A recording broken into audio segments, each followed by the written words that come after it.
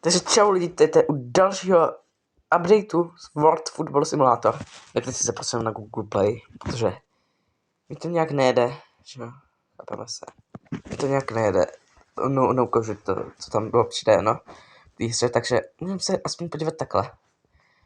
Co je nového? Můžeš si stáhnout staré týmy, soupisky týmů z Wikipedie v Team Editoru. OK. Můžeš vytvořit a competition, teď ne. Competition, nevím teď jak stop. Competition.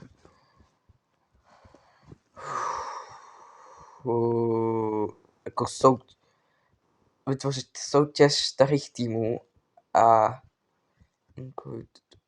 to nevím, co to znamená. OK. Vypadá to zajímavě.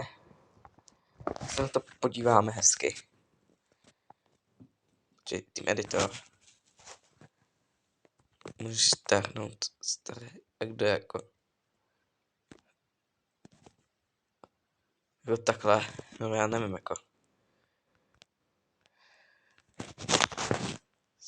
Staré soupisky. To mě zajímalo, kde jako. Jo, tady! Ty vole, no, tak 637 týmů z toho, děkujeme. Fia. OK. No to. No tak už to nemusím količek dement proklikávat. OK. A tady pořád něco chybí, ale to nevadí. No nevadí, no a ještě na to se podíváme. No, co tam ještě bylo. A implementny. Přestupový okno ve virtuální lize je aktualizováno, nebo něco takového. To virtuální lize. A to moc nehraju, takže jo, tak. Jo, chápu. OK. Not bad. Si taky můžu to konečně už někdy zahrát. Podíváme se, jaký mám já tým. Co tady 99 a Zevada.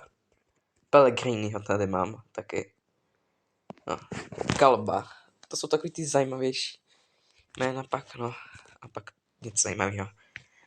Tak pokud se vám toto video líbilo, tak zanechte like, odberte se do dalšího updateu. Nazdar.